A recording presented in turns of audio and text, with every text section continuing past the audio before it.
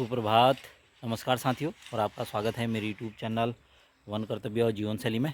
और आप सभी को हिंदू नववर्ष की हार्दिक शुभकामनाएं।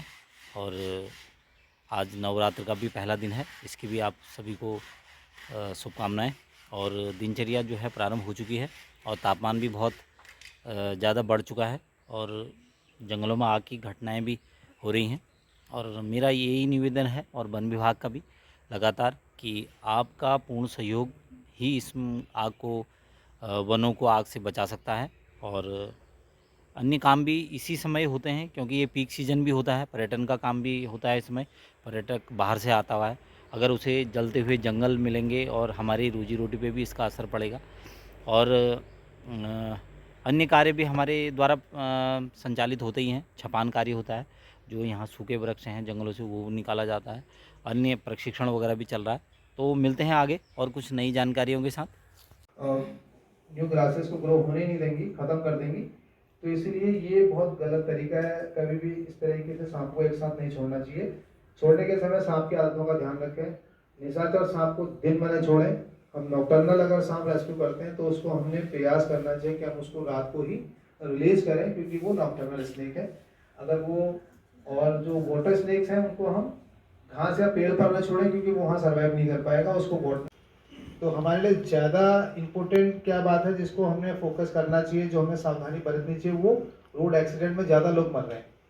लेकिन स्नेक बाइट हमारे लिए उतना बड़ा इशू नहीं है, लेकिन उसमें यह है कि हम जितनी सावधानियां अगर बरतते हैं तो हम कहीं ना कहीं चीज़ों को कम कर देते हैं। तो सर्पदंश में किसानों को विशेष खतरा होता है, क्योंकि ज़्यादातर स्नेक्स रैट्स फ्रॉग पर फीड करते हैं और वो अधिकतर आपको खेतों के आसपास ही मिलेंगे।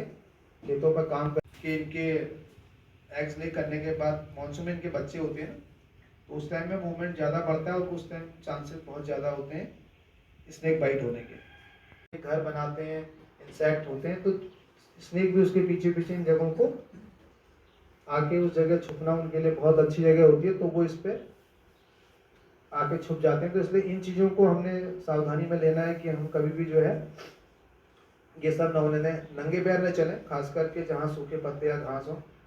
अंधेरे में हमेशा टॉर्च लाइट का उपयोग करें। बिना टॉर्च के कहीं भी रात को ना निकलें। घर के आसपास झाड़-झंकार न होने दें। ईंट पत्थरों लकड़ियों के ढेर को न रखें। हमेशा किसी चीज़ को उठाने से पहले जांच लें कि कहीं आसपास कोई ऐसा मूवमेंट, मतलब कोई स्नेक या कुछ हो सकता है। तो इसलिए जब भी हो आपको ये सावधानियाँ बरतनी होंगी, ये हम लोगों को बताते हैं। बेसिकली ये है। और इसमें जो इम्पोर्टेंट चीज़ है जो आपको याद रखना है, ये 10% जो सांप होते हैं वो घातक होते हैं। कभी कभी विषैले सांप काटने के बाद भी विष नहीं छोड़ते। ये है कि स्नेक का जो वेनम होता है वो उसका एंजाइम है, उसके खाने बचाने के काम आता है। और सारे स्नेक्स कई बार ऐसा नहीं करते कि बाइट किया तो उन्होंने वेनम डाला हो। कई बार वो वेनम इंजेक्ट नहीं भी करते हैं, क्योंकि वो उसको बेवजह व्यक्त गंवाना नहीं चाहते। और ये ज़्यादातर जो स्मॉल जो छोटे स्नेक्स होते हैं वो कई बार वेनम इंजेक्ट कर देते हैं, बट जो बड़ा सांप होगा उसको इस बात की जानकारी होती है कि मेरे लिए बहुत इंपॉर्टेंट है, तो वो इतनी जल्दी वेनम हॉस्पिटल जाइए। तो वही उनका एक सबसे बेहतर और एंटी वेनम ही उसका उपचार है। और ये एंटी वेनम बनता भी स्नेक के वेनम से ही है। ये बड़ी इंपॉर्टेंट चीज़ है। और स्नेक वेनम से तो कई बार मतलब कई की और चीज़ें भी, हार्ट डिजीज की, कैंसर की तक की मेडिसिन बनती है। और एक विषैले सर्पदंश का इलाज तभी शुरू होना चाहिए जब रोगी के शरीर में विष फैलने के लक्षण दिखाई देने लगे। ये डिसाइड डॉक्टर करेगा, इसमें हमारा कोई काम नहीं है। तो हम उसको तुरंत जो है कहते हैं कि आप हॉस्पिटल जाइए, क्योंकि कई बार अगर हम नॉन वेनेमस के बाइट की भी लोगों को बात कहते हैं ना, तो फिर भी डर रहता है कि यार कहीं सांप ने काटा है, पैनिक हो गया, अटैक आ गया, तो वो कई बार रेस्ट हो जाता है। तो बेहतर यह है कि आप लोगों को कहें कि आप हॉस्पिटल चले जाएं, अगर वो आपकी बात पर ज़्यादा विश्वास नहीं करते हैं। नर्वस सिस्टम को इफेक्ट करता है, स्वेलिंग आपकी आ जाती है और अंग में फफोले पड़ना, ऐसा जो है ये रसल वाइपर के केसेस में देखा जाता है। तो ये इसके सर्कुलेशन को ब्लॉक कर देना है। हमने कभी भी ये मिस्टेक्स नहीं करनी है। अगर आपको सिर्फ ये करना है कि हम इसलिए टॉर्निकेट बांधते हैं कि वो उसका जो सर्कुलेशन है वो थोड़ा सा स्लो हो जाए, और ताकि वो बॉडी में आपका एकदम से ना फैले। इतनी टाइट से बांधने का मतलब है कि आपने सर्कुलेशन को ब्लॉक कर दिया। हो सकता है कि कई बार वो उसमें सर्कुलेशन ना हो और वो पार्ट उसका डैमेज हो जाए। तो इसलिए कभी भी इतना टाइट टॉर्निकेट नहीं बांधना चाहिए, इतना लूज बांधना चाहिए कि आप उसके उसमें आपकी एक फिंगर पास हो जाए, इतना लूज उसको रखा जाता है। तो साथियों, एक दिया जा रहा है इनको सांप का प्रशिक्षण। तो किस तरह से अपने कार्य क्षेत्रों में सांप का रेस्क्यू किया जाएगा, तो चलते हैं वहाँ पर।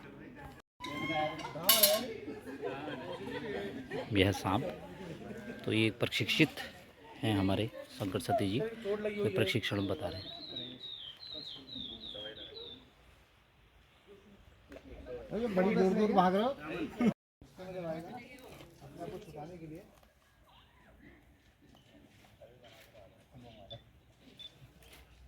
आप देख रहे हैं इसके बॉडी के अकॉर्डिंग इसका हेड कितना छोटा है। खुद पकड़ रहा है, क्या दिक्कत तकलीफ होगी तो ये बोलेगा इसको चलो चलो पकड़े रखेंगे, ठीक है नहीं ये पकड़े रखेंगे उनके पास अपना इसका बच्चों को पकड़े रखेंगे, अकेले पकड़े ना, अकेले पकड़ो।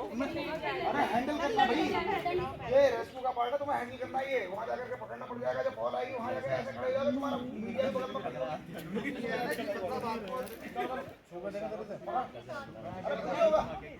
ये पार्टी डरी हुई है, ये इधर खड़ी है।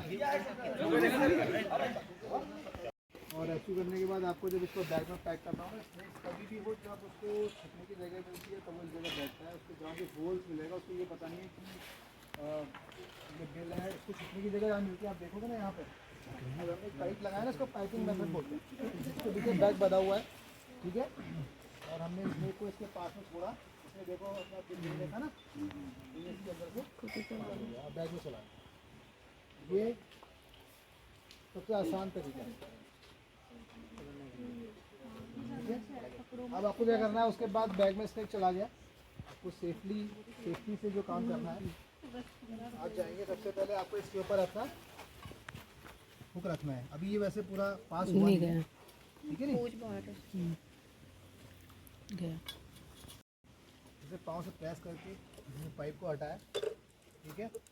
हम इसको इसके बाद बैग को ऐसे खींचते हुए ऐसे इसको फोल्ड करते हैं, ठीक है। तो इससे क्या होगा कि स्नेक नीचे को जाएगा, मतलब बैग में पूरा, और आपने इसको ऐसे करके फोल्ड कर दिया, ठीक है। आपने फोल्ड किया, अब आप बिल्कुल सेफ है, आपको पाँव उससे हटाना नहीं है। अब आप, क्योंकि कई बार स्नेक रसल वाइपर के जो फैंग होते हैं ना, बहुत बड़े फैंग होते हैं, वो बैग के अंदर से भी बाहर बाइट कर लेता है। ये मेरे से नहीं बनाना है। तो जब भी आपको इसको बांधना है तो आप इसको ऐसे फोल्ड करके यू बना लेंगे इसका, ताकि वो काटे नहीं। इसलिए कि ये इसकी जो बाइट है वो इससे आपके सेफली पकड़ सकते हो वहाँ पर कान में। इसमें क्या होता है, ऐसे लूप से निकले हुए होते हैं, आप लूप को होल्ड करेंगे, आपको बैग पकड़ने की जरूरत भी नहीं है। सेफ्टी प्रिकॉशंस बहुत जरूरी है। एक तरीका तो आपका ये हो गया, ठीक है।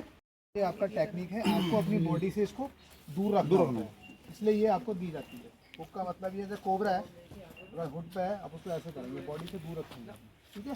फिर आप इसको पाइप में लगाएंगे, ये पाइप के अंदर चलाएंगे, ठीक है।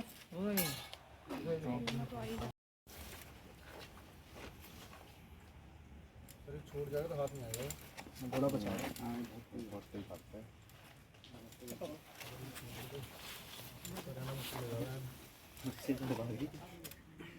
इतना इस जगह से आपको इसको होल्ड करना है, ताकि यहाँ से ये जो है ना, अगर पीछे टर्न भी करेगा तो आपको नुकसान नहीं होगा, आपकी बॉडी से बहुत दूर है, ठीक है। एक तरीका ये है इसका, है ना। तो इसको हाथ नीचे करो, हाथ नीचे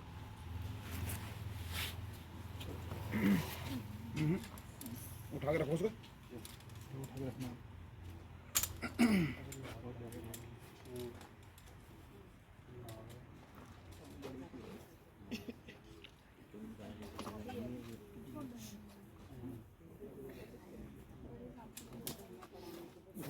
सीधा करो, एग्रेसिव हो गया ना सांप, तो इसलिए